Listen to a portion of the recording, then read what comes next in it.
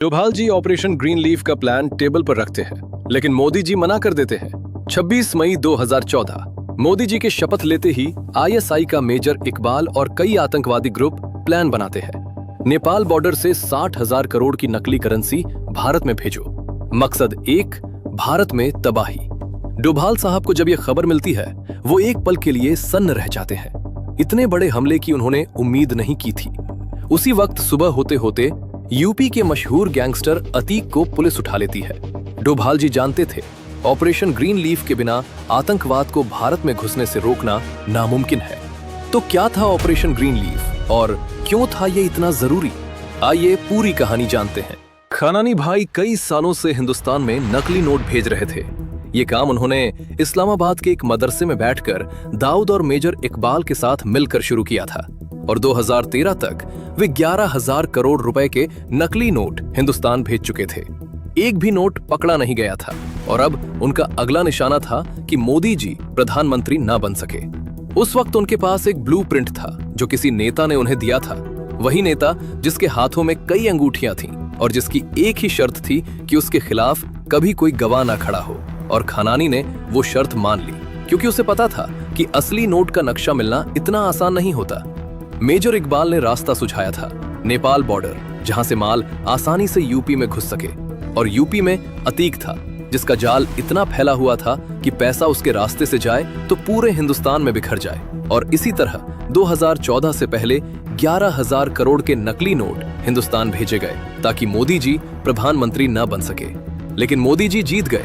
जब मई 2014 में मोदी जी ने शपथ ली तो उस रात इस्लामाबाद के उस तहखाने में बैठे सबके चेहरे पर एक ही भाव था कि 11,000 करोड़ पानी में गए।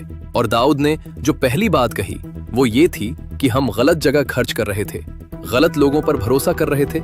इस बार ऐसा नहीं होगा। उस रात उन्होंने तय किया कि अब 60,000 करोड़ भेजे जाएंगे, और सिर्फ पैसा नहीं, साथ में हिंसा भी, ताकि देश एक साथ दो मोर्चों पर लड़े और कहीं न पहुंच सके। लेकिन मेजर इकबाल को एक और डर था जो उसने 2015 में सबके सामने रखा कि अगर 2017 में यूपी का चुनाव योगी के हाथ गया तो यूपी में उनका पूरा नेटवर्क खत्म हो जाएगा, अतीक समेत सब पकड़े जाएंगे और नेपाल बॉर्डर वाला रास्ता भी बंद हो जाएगा। इसलिए जो करना है वो 2017 से पहले करना होगा। दाऊद ने सुना और बस इतना कहा तो नवंबर 2016 आखिरी मौका है। और इसी के साथ 9 नवंबर 2016 की तारीख तय हुई जब 6,000 करोड़ की पहली बड़ी खेप नेपाल बॉर्डर से यूपी में घुसनी थी। उरी सर्जिकल स्ट्राइक अभी कुछ ही हफ्ते पहले हुई थी और पूरा देश उस जोश में था जो बरसों बाद आया था, जब यह साबित हो गया था कि हिंदुस्तान अब सिर्फ बयान नहीं देता, घर में घुसकर मारता है। और ये बात पाकिस्तान को भी पता थी कि कुछ बदल गया है। डोभाल जी उस दोपहर अपने दफ्तर के आंगन में टहल रहे थे, जैसे वे अक्सर किसी बड़े फैसले से पहले करते थे, कि उनका एक अधिकारी तेज कदमों से उनके पास आया और रुक कर बोला, सर, हमारे एक स्पाई ने खबर भेजी है, पाकिस्तान 60,000 करोड़ के नकली नोट हिंदुस्तान में भेजने की तैयारी कर रहा है। डोभाल जी एक पल के लिए रुके, टहलना बंद किया और फिर धीरे से बोले, 60,000 करोड़, ये बहुत बड़ी रकम है। अगर ये पैसा हिंदुस्तान में आ गया तो हालात बहुत खराब होंगे, बाजार हिलेगा, लोग डरेंगे और जो स्थिरता अभी बनी है वो टूट जाएगी। वो फिर चलने लगे, लेकिन अब उनके कदमों में एक मकसद था। उरी के बाद भी इन्हें अक्ल नहीं आई, लेकिन इस बार हम इन्हें ऐसा सबक सिखाएंगे कि इनकी कभी हिम्मत नहीं होगी। फिर वे उस अधिकारी की तरफ मुड़े और बोले, स्पाई को तुरंत संपर्क करो और ये पता लगाओ कि 60,000 करोड़ के नोट छप चुके हैं या अभी छपने बाकी है, क्योंकि इस एक बात पर सब कुछ निर्भर करता है। अधिकारी मुड़ने लगा तो डोभाल जी ने एक बात और कही, मेरे पास एक प्लान है, ऑपरेशन ग्रीन लीफ। मैं इस बारे में प्रधानमंत्री जी को मनाने की कोशिश करता हूँ। मेजर शोभित शर्मा कोई आज के जासूस नहीं थे, वे कई सालों से पाकिस्तान में थे, उन्हीं लोगों के बीच, उन्हीं की भाषा में, उन्हीं की तरह जीते हुए, और इतने करीब थे कि जिन लोगों की खबरें वे दिल्ली पहुंचाते थे वे लोग उन्हें अपना आदमी समझते थे, उन पर भरोसा करते थे, और यही उनकी सबसे बड़ी ताकत थी। वे लियारी गैंग में शामिल थे, खनानी भाइयों से उनके अच्छे संबंध थे और मेजर इकबाल के साथ भी वे कंधे से कंधा मिलाकर काम करते थे। और इसी वजह से 60,000 करोड़ वाली खबर सबसे पहले उन्होंने ही डोभाल जी तक पहुंचाई थी।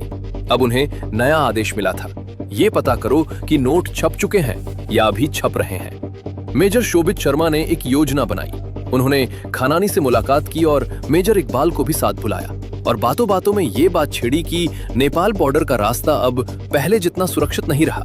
हिंदुस्तानी एजेंसियां उस रास्ते पर नजर रखने लगी है और अगर इतनी बड़ी रकम उसी पुराने रास्ते से भेजी गई तो पकड़े जाने का खतरा है। मेरे पास कई और रास्ते हैं, ऐसे रास्ते जो किसी की नजर में नहीं है। मैं ये पैसा हिंदुस्तान में सुरक्षित पहुंचा सकता हूँ। खानानी कुछ देर उसे देखता रहा, फिर मेजर इकबाल की तरफ देखा और फिर बोला, पहले देखो। खानानी उन्हें एक फैक्ट्री में ले गया। मेजर शोभित शर्मा ने जो देखा वो उन्होंने पहले कभी नहीं देखा था। एक बहुत बड़ा गोदाम और उसमें करोड़ों रुपए के नकली नोट पहले से बंडल बंधे हुए, थैलों में भरे हुए, भेजे जाने के लिए तैयार, बस एक इशारे का इंतजार। नोट छप चुके थे। मेजर शोभित शर्मा ने चेहरे पर कोई भाव नहीं आने दिया। वे वहां खड़े रहे, गोदाम को देखते रहे और मन ही मन वो सब दर्ज करते रहे जो वे दिल्ली को बताने वाले थे।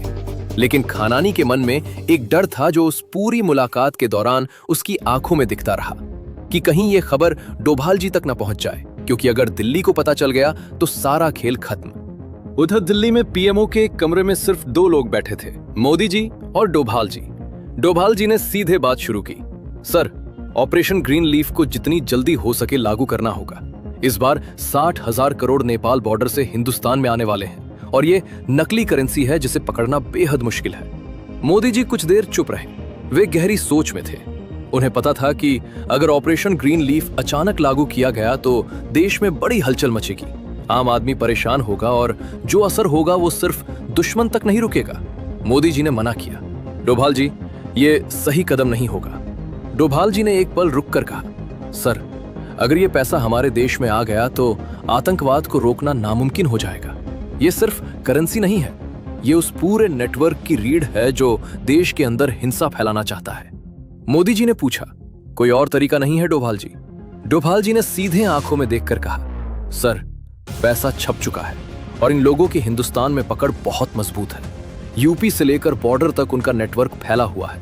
इसके अलावा कोई रास्ता नहीं बचता। फिर थोड़ा रुक कर बोले, लेकिन सर, ऑपरेशन ग्रीन लीफ लागू करने से पहले यूपी में इनका नेटवर्क तोड़ना होगा, क्योंकि जब तक वो नेटवर्क खड़ा है तब तक ये पैसा किसी न किसी रास्ते से अंदर आता रहेगा। कमरे में चुप्पी छा गई। मोदी जी खिड़की की तरफ देखने लगे। बाहर दिल्ली थी और उनके कंधों पर एक ऐसा फैसला था जो करोड़ों लोगों की जिंदगी को छूने वाला था। 7 नवंबर की सुबह मेजर शोभित शर्मा की खबर डोभाल जी तक पहुंच चुकी थी।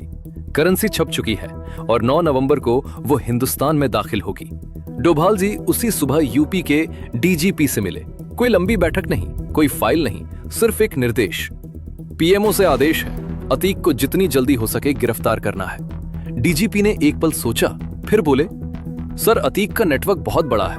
उसके पास ग्राउंड इंटेलिजेंस है, लोकल मूवमेंट पर पकड़ है और उसके आदमी हर थाने के इलाके में फैले हुए हैं। अगर हम बिना प्रॉपर सर्विलेंस और कॉर्डन के उसे अचानक उठाने की कोशिश करेंगे तो सांप्रदायिक तनाव और दंगे का खतरा है। डोभाल जी ने उन्हें सुना, फिर सीधे बोले, ये देश की सुरक्षा का सवाल है। अगर ये नहीं किया गया तो जो गड़बड़ी होगी वो किसी दंगे से बड़ी होगी। इसलिए जो भी तरीका अपनाना हो अपनाओ, जो भी रिसोर्स चाहिए मांगो, लेकिन ये काम जल्द से जल्द होना चाहिए। डीजीपी समझ गए कि ये एक रूटीन अरेस्ट नहीं थी, ये एक ऑपरेशन था जिसमें देरी की कोई गुंजाइश नहीं थी। उन्होंने वापस जाते हुए अपने स्पेशल टास्क फोर्स को अलर्ट पर रखने का आदेश दिया। सर्विलेंस टीमें तैनात हों, मूवमेंट ट्रैक हो और जैसे ही मौका मिले ऑपरेशन शुरू हो। एसटीएफ के अधिकारियों को उसी रात एक क्लोज्ड डोर ब्रीफिंग दी गई जिसमें सिर्फ इतना बताया गया कि टारगेट की लोकेशन कंफर्म करो, उसकी मूवमेंट का पैटर्न समझो और किसी भी हालत में कोई लीक नहीं होनी चाहिए, क्योंकि अगर अतीक को जरा भी भनक लगी तो वो अंडरग्राउंड हो जाएगा और फिर उसे निकालना और भी मुश्किल होगा। डीजीपी जानते थे कि ये ऑपरेशन सिर्फ एक गिरफ्तारी नहीं थी, ये उस पूरे नेटवर्क की कमर तोड़ने की पहली कड़ी थी और इसे अंजाम देने के लिए उनके पास सिर्फ 48 घंटे थे। उस रात इस्लामाबाद में खानानी के गोदाम में जो हलचल थी वो किसी और रात जैसी नहीं थी। दर्जनों आदमी एक साथ काम कर रहे थे। नकली नोटों के बंडल बक्सों में बंद हो रहे थे, बक्से ट्रकों में लोड हो रहे थे और खानानी खुद वहां खड़ा था, एक एक खेप पर नजर रखते हुए, क्योंकि इस बार दाऊद की चेतावनी उसके कानों में गूंज रही थी।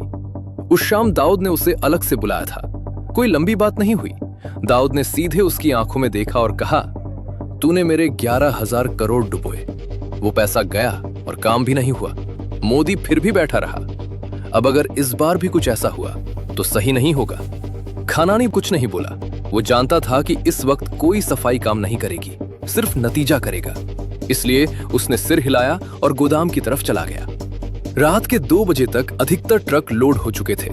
हर ट्रक में करोड़ों रुपए के नकली नोट इस तरह से पैक किए गए कि ऊपर से देखने पर आम सामान लगे और नीचे से नहीं दिखे और बॉर्डर पर रूटीन चेकिंग में निकल जाए। लोडिंग खत्म होते ही मेजर इकबाल ने अतीक को फोन किया। सुनो, 8 नवंबर की शाम को सभी ट्रक नेपाल बॉर्डर पर पहुंच जाएंगे और 9 नवंबर की सुबह 4 बजे तुम्हें हिंदुस्तान की तरफ से ट्रक अपने कब्जे में लेने हैं। अतीक ने फोन रखा, अपने भरोसेमंद आदमियों को इकट्ठा किया और बॉर्डर की तरफ रवाना होने का हुक्म दिया। 8 नवंबर की शाम इस्लामाबाद की उस फैक्ट्री में सभी ट्रक तैयार खड़े थे, नोटों से भरे, बंद, रवाना होने का इंतजार करते हुए। बस एक आखिरी हरी झंडी की देर थी। मेजर शोभित शर्मा भी वही थे, उन्हीं लोगों के बीच, उसी फैक्ट्री में। चेहरे पर वही भाव जो पिछले कई सालों से लगाए हुए थे, लेकिन मन में वो सब दर्ज करते जा रहे थे जो दिल्ली को जाना था। उधर तराई में अतीक के आदमी भी तैयार थे, बॉर्डर के पास चुपचाप ट्रकों का इंतजार करते हुए।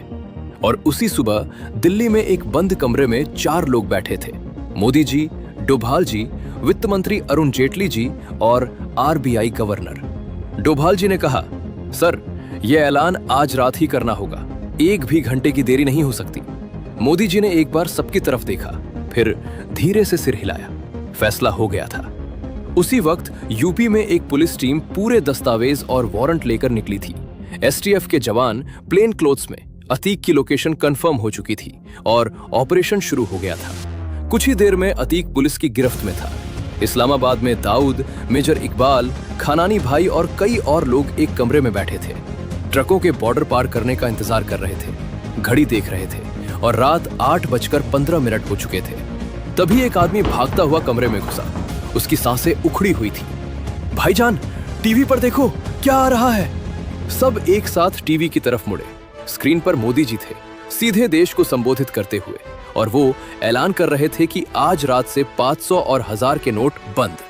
कमरे में कोई नहीं बोला। नोटों से भरे ट्रक बाहर खड़े थे। सब कुछ तैयार था और सब कुछ एक झटके में कागज हो गया था। खानानी बड़ा उठा, कमरे से बाहर निकला, छत पर गया और उसी वक्त नीचे गिरकर उसने अपनी जान दे दी। उस रात हिंदुस्तान ने एक ऐसी लड़ाई जीती जो किसी मैदान में नहीं लड़ी गई थी। डोभाल जी ने वो किया जो एक सच्चे सेवक करते हैं।